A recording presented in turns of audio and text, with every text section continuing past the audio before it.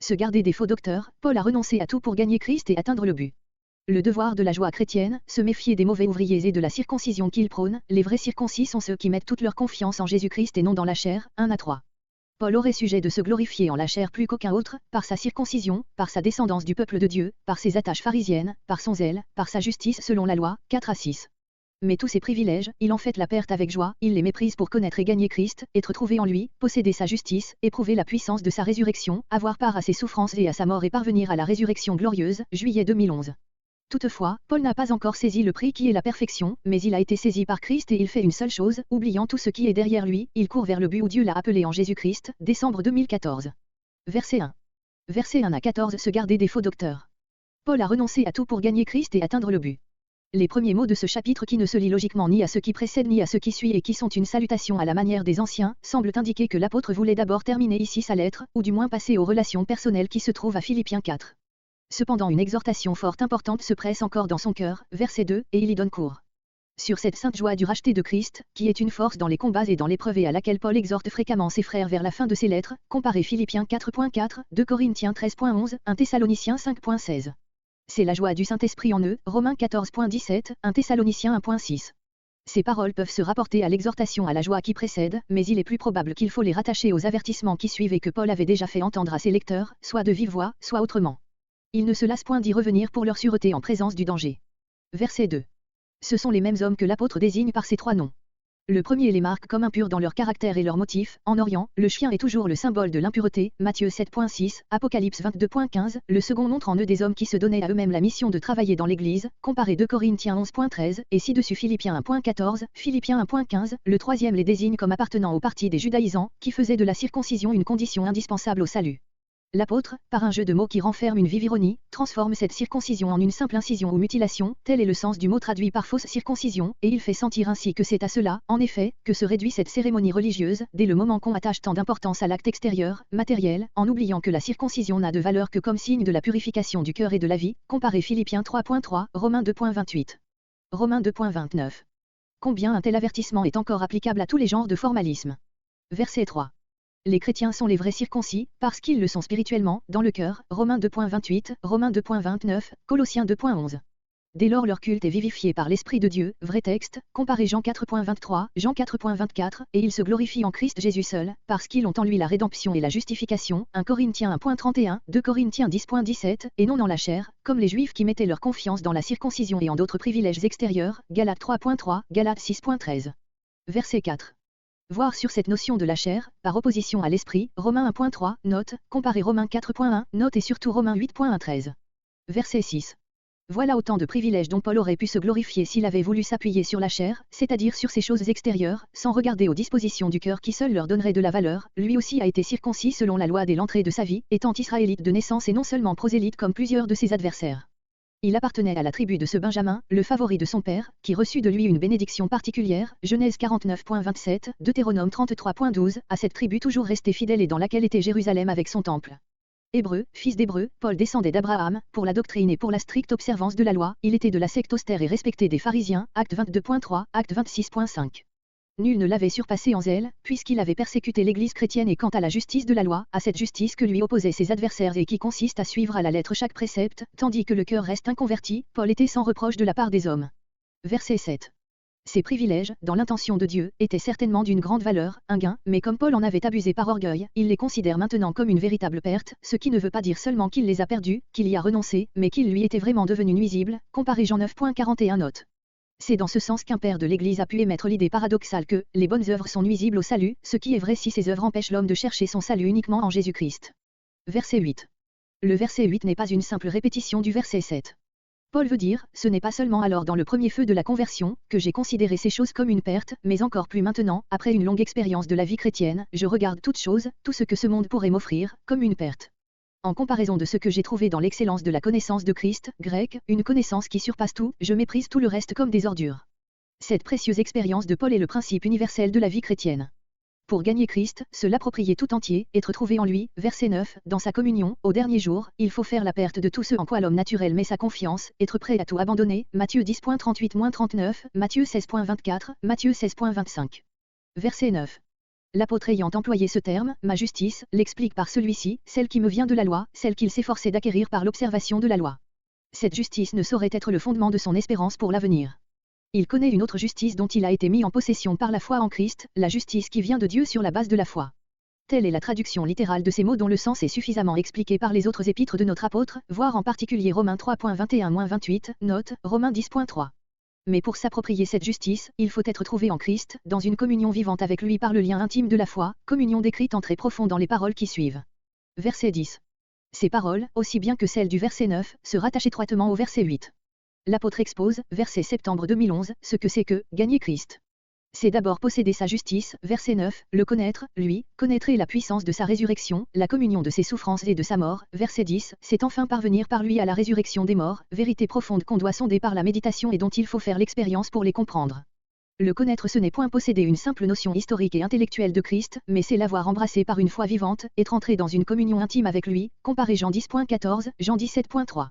La puissance de sa résurrection n'est pas seulement cette force divine qui a ramené le Sauveur d'entre les morts, l'a élevé à la droite de la majesté de Dieu et qu'il déploie pour appliquer à tous ses rachetés les fruits de sa rédemption, Calvin et d'autres, ni seulement l'assurance de notre propre résurrection fondée sur la sienne, la victoire sur la mort, mais encore cette efficace de vie divine par laquelle le Seigneur ressuscité, en s'unissant à ses membres qui sont sur la terre, fait mourir en eux le vieil homme, ressuscite lui-même en eux, y reproduit son image, sa vie, jusqu'au moment où ils seront consommés en lui et élevés dans sa gloire. Comparez Romains 6.4-11, note, et Romains 8.10-11, Romains 8.17, 1 Corinthiens 15.21, 2 Corinthiens 1.9, 2 Corinthiens 1.10, Galates 2.20, Éphésiens 1.18-20, Colossiens 3.1, Colossiens 3.4, note. Les derniers mots de cette phrase expliquent les premiers.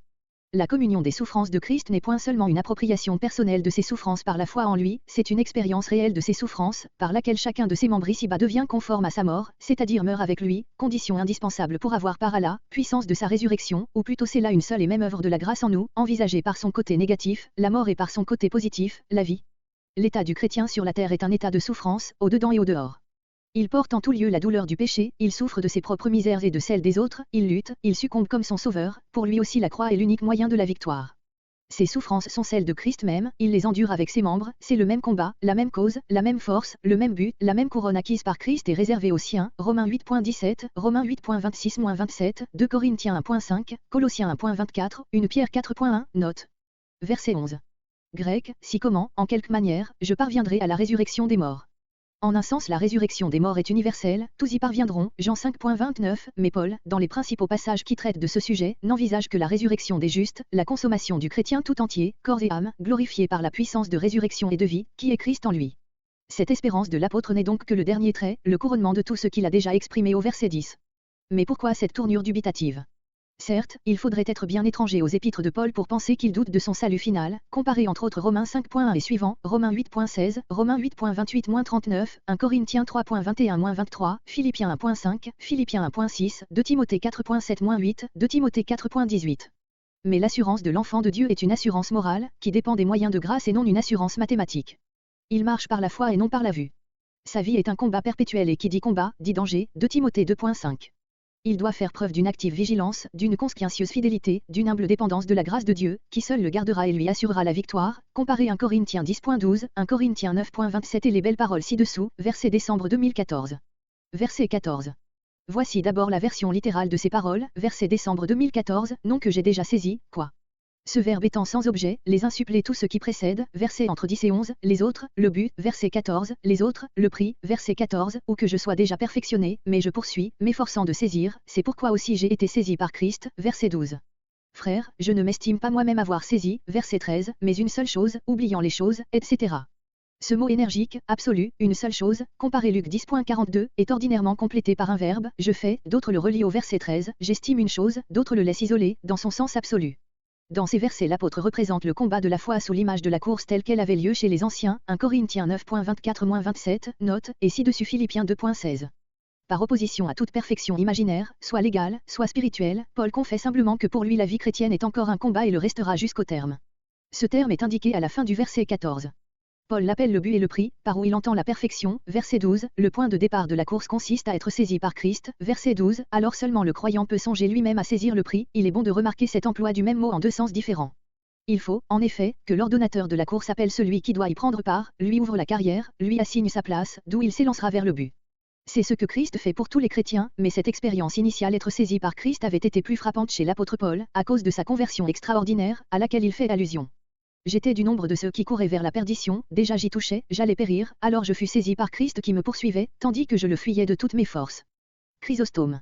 Cette image pleine de vérité explique tout le reste dans les paroles de l'apôtre.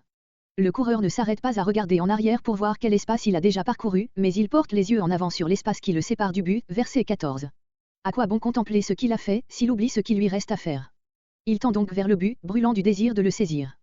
Quelque vitesse qu'il imprime à ses pieds, il les devance encore du reste de son corps, penché en avant, sens du mot grec, il tend les mains vers le but, c'est ainsi que nous devons courir. Chrysostome. D'après cette image, ce qui est en arrière et que le chrétien doit oublier, ce n'est pas seulement le monde et le péché, mais ses propres vertus, ses progrès réels, qu'il pourrait être tenté de contempler avec complaisance en lui-même, tandis qu'il oublierait ses fautes et ses misères. Dieu tient devant lui, au terme de la carrière, le prix glorieux de sa vocation en Jésus-Christ. Y parvenir, le saisir, doit être sa seule pensée, son unique affaire. Verset 15. Les chrétiens parvenus à la maturité doivent être unis dans la même pensée et si en quelque chose ils diffèrent, attendre de Dieu la lumière, en cela ils imiteront l'apôtre et tous ceux qui marchent comme lui, 18 à 17. Cela est nécessaire, car plusieurs marchent d'une telle manière, Paul le dit en versant des larmes, qu'ils se montrent ennemis de la croix de Christ, ils marchent vers la perdition, car toutes leurs affections ont pour objet la chair et les choses de la terre, 18, 19. Les chrétiens au contraire ont leur patrie dans les cieux, d'où ils attendent leur Sauveur qui couronnera son œuvre en eux en les rendant semblables à lui dans sa gloire, 20, 21. Versets 15 à 21 tendre à l'unité, les hommes de la terre et les hommes du ciel. Être parfait ne peut pas, d'après ce qui précède, s'entendre d'une perfection morale absolue. L'apôtre emploie souvent ce mot dans le sens de mur, d'homme fait par opposition à l'état d'enfant, 1 Corinthiens 2.6, 1 Corinthiens 14.20, comparé Hébreux 5.14. Paul exhorte ceux qui ont atteint ce degré de perfection à avoir cette même pensée ou ce même sentiment. Lequel? Les uns répondent en rapportant ces mots aux grandes pensées exprimées versets septembre 2011, les autres, à celles des versets décembre 2014, c'est-à-dire que, tout en retenant ferme son élection et sa vocation en Jésus-Christ, on ne se persuade pas légèrement d'avoir saisi le prix, mais que l'on se pénètre, au contraire, avec humilité et tristesse, de la distance qui nous sépare encore de l'entière sanctification du cœur et de la vie, à laquelle nous devons tendre sans cesse.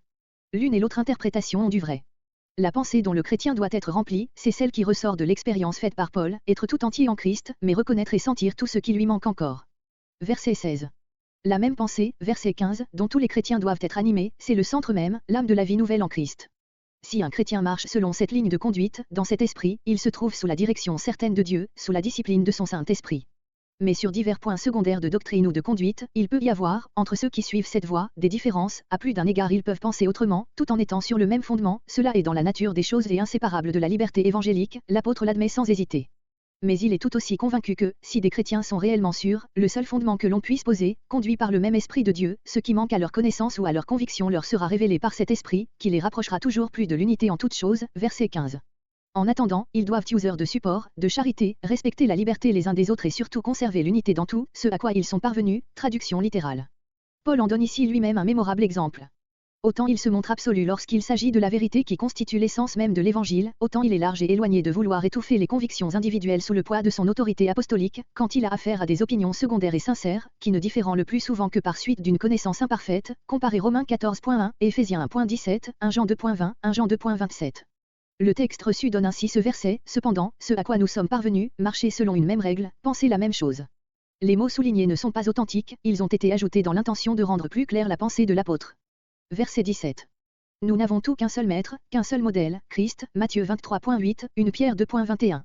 Aussi, quand l'apôtre en appelle à l'exemple de sa propre vie pour que ses frères s'y conforment, ce n'est jamais d'une manière générale et absolue, mais, comme ici, relativement à quelques directions spéciales et pratiques qu'il vient de donner à ses lecteurs, 1 Thessaloniciens 1.6, 1 Corinthiens 11.1. Il était indispensable que les membres les moins éclairés et les plus faibles de ces jeunes églises, sortant des ténèbres du paganisme, eussent dans les apôtres de Jésus-Christ, de même que dans les chrétiens les plus avancés, un exemple vivant de la doctrine et de la vie nouvelle qu'ils prêchaient. Aussi les apôtres n'hésitent-ils pas à rappeler aux ministres de la parole qu'ils doivent se montrer les modèles des troupeaux, 1 Timothée 4.12, 1 Timothée 2.7, 1 Pierre 5.3, ce qui implique, pour les fidèles, le devoir, non d'imiter aveuglément des hommes, mais de considérer avec respect ces serviteurs de Dieu dont les lumières, l'expérience, la sagesse, la sainte vie sont évidemment des fruits de l'Esprit de Dieu en eux. Au-dessous du seul modèle parfait, il est utile de recevoir le témoignage vivant de ceux qu'il a le plus enrichi de ses dons. Les paroles qui suivent montrent assez combien l'apôtre était fondé à faire un tel rapprochement. Verset 18. Soit que l'apôtre reporte sa pensée sur les faux docteurs qu'il a désignés auparavant, verset 2, soit qu'il ait en vue d'autres membres indignes de l'Église, qu'il avait eu souvent occasion de reprendre, de vive voix ou par ses lettres, il revient à eux maintenant avec une profonde douleur, afin de mettre en garde les fidèles contre un si pernicieux exemple. Ces hommes faisaient profession de christianisme et pourtant ils étaient ennemis de la croix de Christ. Il n'y a rien là de contradictoire, rien qui ne se voit chaque jour encore. Tant qu'il s'agit d'embrasser la doctrine de Jésus-Christ comme un système, ou de professer l'évangile comme une religion de pure forme, les hommes dont parle l'apôtre sont des amis. Mais dès qu'il faut admettre dans toute sa signification et toute sa puissance, dès qu'il faut consentir à n'être sauvé que par le mystérieux sacrifice du calvaire, qui froisse et brise l'orgueil de la sagesse humaine et de toute propre justice, dès qu'il faut prendre cette croix humiliante, la porter à la suite de Jésus, accepter d'y être crucifié avec lui, d'y mourir à soi-même, au monde, au péché, alors ses faux amis deviennent aussitôt des ennemis. Or c'est bien là ce que l'apôtre entend par ce seul mot, la croix, comparé 1 Corinthiens 1.17, 1 Corinthiens 1.18, Galates 2.20, Galates 5.11-24, Galates 6.12-14. L'inimitié de ces hommes, dont il va caractériser la vie, lui arrache des larmes de douleur.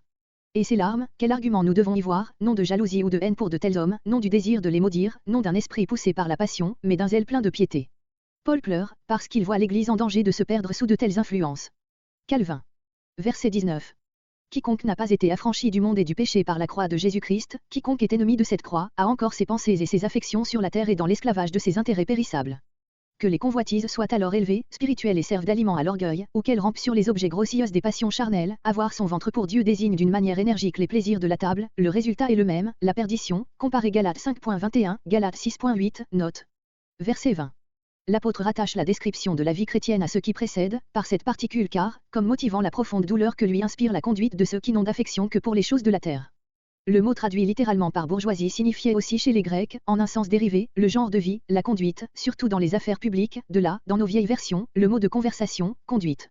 Le sens littéral est celui qui convient le mieux à la pensée de l'apôtre, tandis que les hommes dont il vient de parler ne pensent qu'aux choses de la terre, le chrétien a ses pensées et ses affections dans les cieux, qui sont sa patrie, sa bourgeoisie.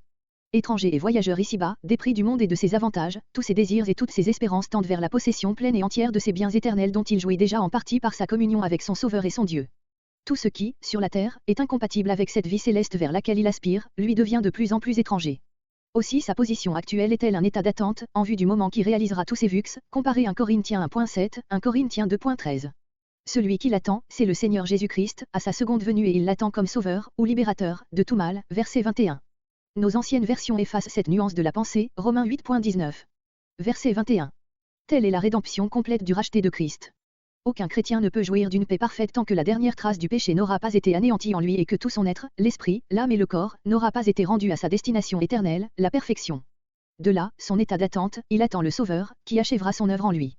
Paul ne nomme ici que la transformation du corps, parce que ce sera là, par la résurrection et la glorification, le dernier acte de l'œuvre de Christ. Mais il laisse entrevoir un contraste immense entre le corps actuel et celui de la gloire. Il nomme l'un le corps de notre humiliation, ce que nos versions rendent par, ce corps vil, corps humilié en effet, puisqu'il sert d'instrument au péché, qu'il est l'esclave de 1000 besoins matériels, des infirmités, de la mort et qu'il doit enfin tomber en poudre et servir de pâture aux vers.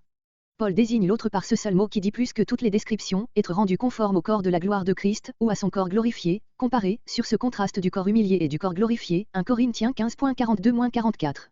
Ainsi, nous lui serons semblables, en toutes choses, 1 Jean 3.2, pourvu que nous lui soyons devenus semblables spirituellement par notre communion avec lui. Quelle destination! Ici, comme partout, l'Écriture nous fait voir dans la résurrection un acte de la puissance divine de Christ lui-même, grec, selon l'énergie de pouvoir même s'assujettir toutes choses, y compris la mort. Nous avons appliqué ce passage à la résurrection proprement dite, parce que telle est évidemment la pensée générale. D'autres, prenant ce mot de transformation dans un sens limité, pensent que Paul veut parler, ici comme ailleurs, 1 Corinthiens 15.52, 1 Corinthiens 15.53, 1 Thessaloniciens 4.15-17, de ceux qui vivront lors de la venue du Seigneur et qui, au lieu de ressusciter, seront changés. Si cette interprétation ne doit pas être exclue, elle est loin d'exprimer toute la pensée de l'apôtre.